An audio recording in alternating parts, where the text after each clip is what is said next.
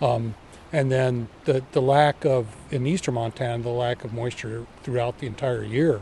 I mean, in western Montana, we did have some snowpack. We had, a fairly normal snowpack which helped to a large degree in sections of western Montana.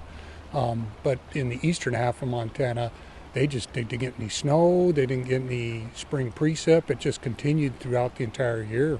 It's just not where we normally would expect to see dry summers. It's now extending even into the winter months we saw this year especially. Yeah, in eastern Montana, the winter months had a lack of precipitation, and then that just continued into the spring and summer, and so their deficits are really, really down low. And, that's affected parts of western Montana as well, because Butte right now for the calendar year is over 5 inches below its normal. And, normally they only get like 10, 11 inches for the calendar year up until October. So they're way behind, and they're in that exceptional drought area also.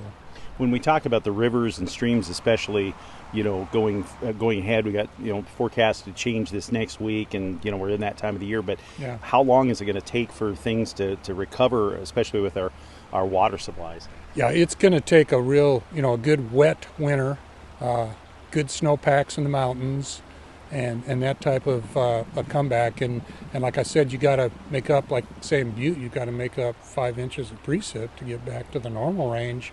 So it's got to be an above normal type precipitation winter in sections, really for a large section of Montana.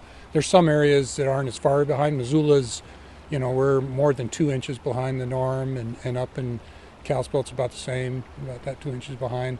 But there's sections of eastern Montana that are, more than 6 inches, more than 7 inches below the norms for their overall precip. And it's going to take a significant winter to really, really catch up, yeah. Let's talk about La Nina, because I know that's sometimes we see that as a savior. Some years it just doesn't amount to much. Yeah. Looking at this one, I know it's probably too soon to know how it will set up and what the impact will be, but is that perhaps some encouragement? Yeah, La Nina, the cooling of the sea surface temperatures out in the equatorial Pacific Ocean, we do see that occurring right now, and that does have some good correlations for precipitation, especially in western Montana. We see in a lot of those La Nina years where we do get at least normal snowpack, and some years above normal snowpack up in the mountains, and that's great for the upcoming water supply season, because it just gives us that nice flow in the streams, and it gives us that water supply.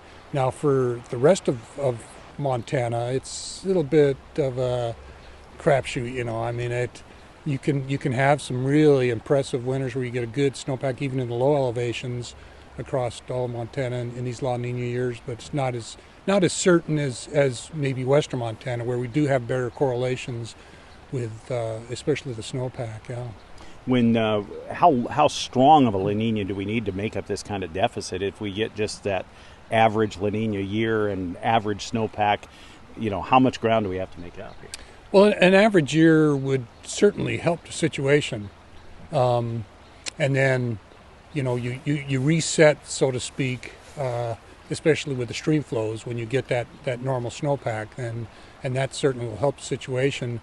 The problem we could run into is we could get a nice, a bountiful moisture winter, and then go into next spring, and then if the water tap shuts off again, it's easy to go back into drought, right? I mean, if you go into the summer months and you don't get much precip, you get hotter temperatures, it's easy to jump right back into a drought. So it's a tough thing to break out of, for sure. And I know with drought, a lot of people don't realize too that it's not necessarily a season that can end a drought. I mean, they can overlap and continue, and it can take even years, as we obviously see in California, years to climb out of something. So you don't make it all up, even if we did get a real heavy winter. Certain sections of the country, it can take many, many years to break out of a drought. And some of the situations, like on the Colorado River down in the southwest, that's going to take a lot of years to break out of that if they can do it.